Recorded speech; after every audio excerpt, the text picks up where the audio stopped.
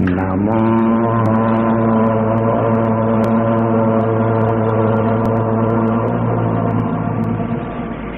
Bhagavate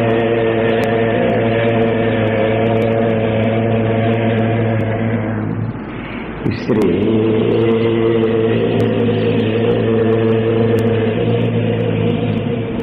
Ramana.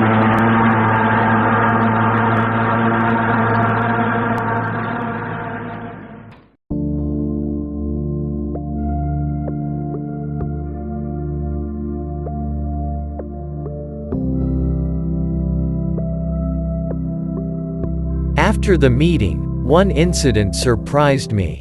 A lady named Goswell sat still in her place without going away. I thought, what is this? When everyone is leaving, why isn't this lady moving out? So I sent Dr. Garu to find out the reason. Dr. Garu asked her, Sri Nannagaru wants to know why you stayed back. She replied, I have stayed back to express my gratitude towards Sri Nannagaru. I asked her, why gratitude? Everyone here has heard my speech. Why don't you leave the hall like everyone? She replied, I have been performing spiritual practices for 5 years. I have been meditating, performing japa, visiting the church, and doing my prayers, etc. What I could not achieve through my 5 years of spiritual practices, I have achieved within 5 minutes in your presence. This single sentence has fulfilled the purpose of my England visit. I was reminded of Sri Ramakrishna Paramahamsa, who said, it is glorious to help even one man. Throw aside the processions and honors, the formalities to fulfill the stage-related traditions when a meeting is conducted. She said one single sentence, for 5 years, I have been visiting the church, making prayers, performing japa, doing meditation. I have been reading your Indian books too. Though I have been putting in tremendous effort all these days, what I could not achieve all these days through my efforts, I have achieved the same within 5 minutes in your presence.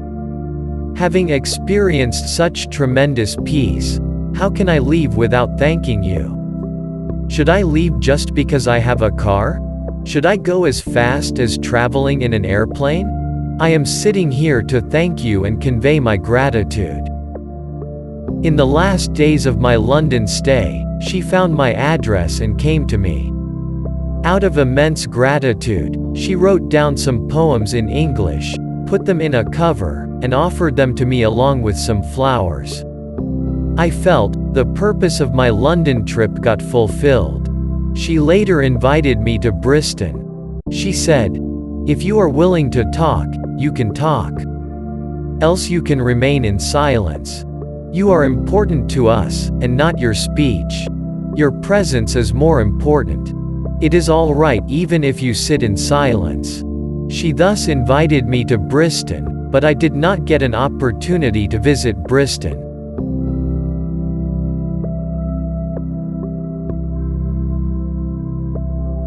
May I wake up with trust every morning, and before any thinking can start, place in the hands of my Guru, the body, the mind and the heart.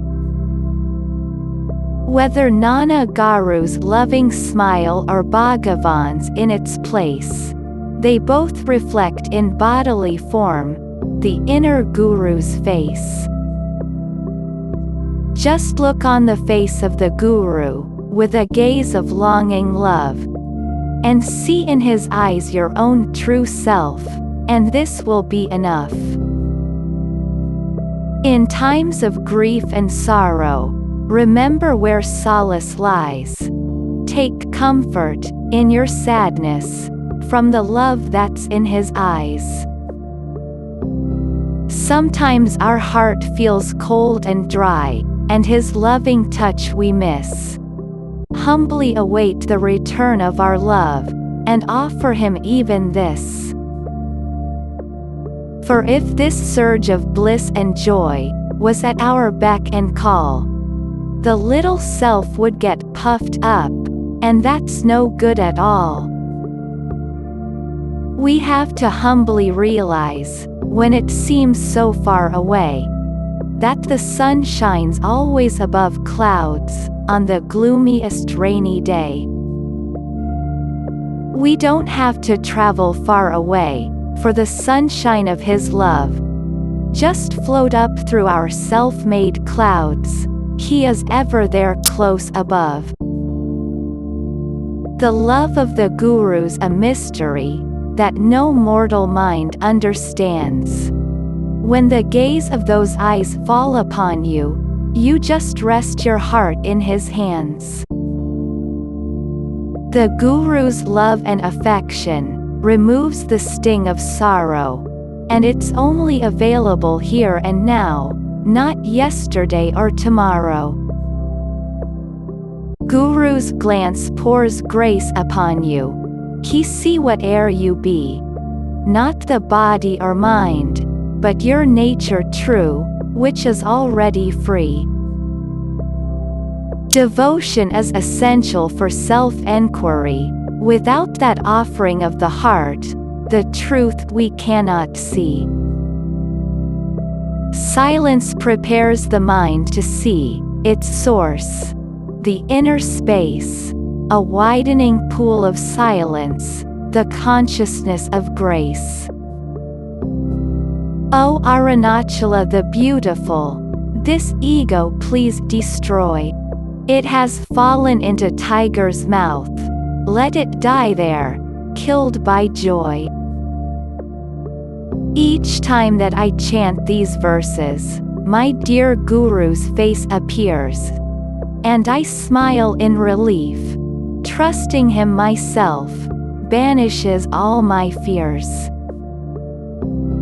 Liberation is a slave to devotion. As a servant abides by his master, as you are followed by your shadow, wherever there is devotion, liberation is bound to follow. A quote from Sadguru Sri Nannagaru's speech. If the yearning for God and devotion is true, is it possible that you will remain separate from God? A quote from Sadguru Sri Nannagaru's speech.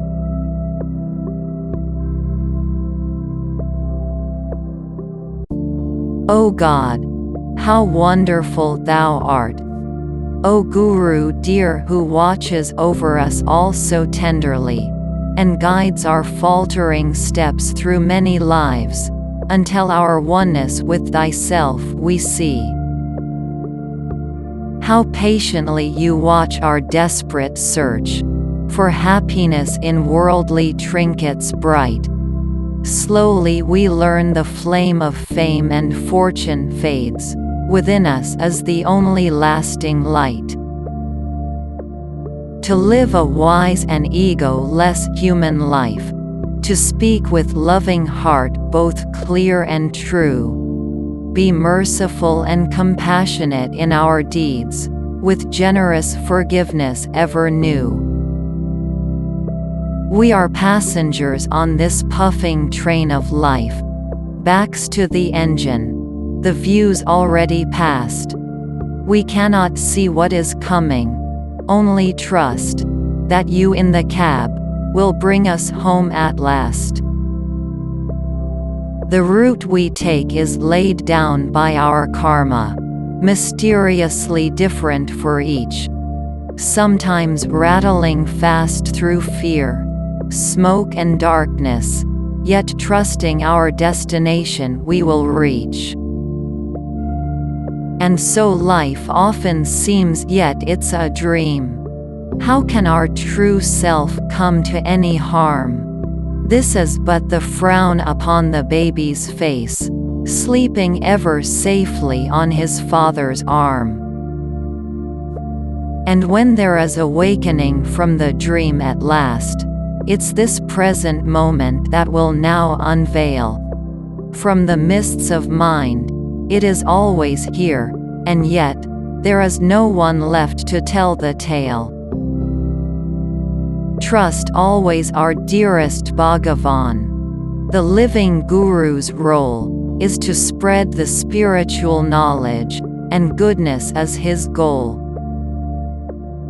Then grace burns out our vasanas, weeds out tendencies of mind, which obscure our vision of the truth, so we can leave them far behind. For any thought that I think is mine disturbs the inner peace, and clouds the clarity that sees the truth that brings release. Dear Guru, point me to the truth, always present in my heart.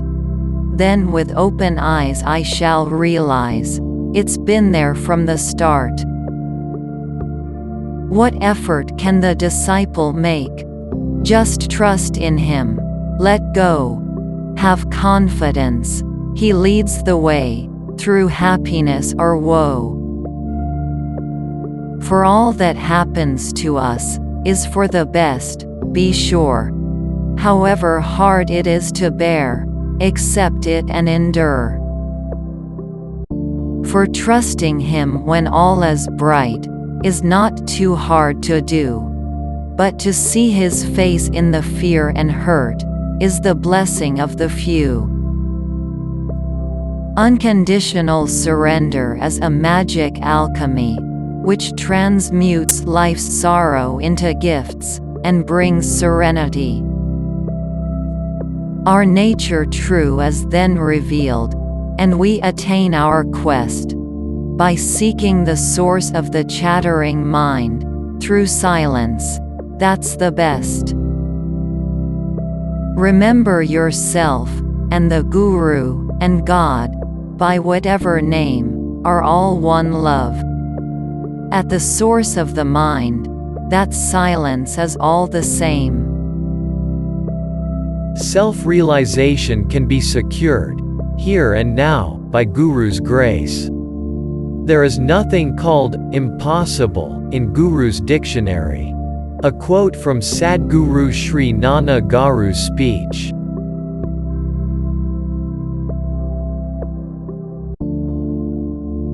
How quietly the time has passed by us, since we first met on Friday's Eve. Our hearts are full now, with wonder, at the loving that we have received. The mind is like the noise of the traffic, or the bleating of goats in the field.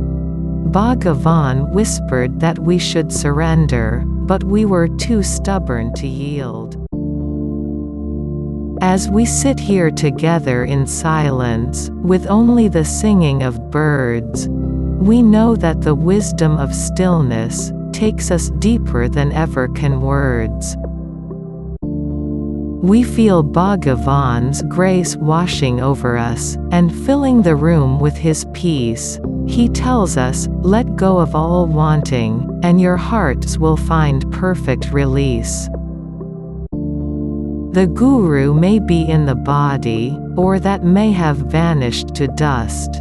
But what is supremely important, is giving him all of our trust. Of sadhana, spiritual practice, there can be no higher than this. Patiently bear every insult, and injuries humbly endure. O Lord, what can we do to please you, in gratitude for all of this? Let go of the mind and drop the small self, and so radiate peace, love and bliss. O dearest Sri Nannagaru, please give us your blessing and grace, that our hearts may be filled with your sweetness, as mirrors of Sri Bhagavan's grace. Self-effort symbolizes relative truth, whereas Guru's grace symbolizes absolute truth. A quote from Sadguru Sri Nannagaru's speech.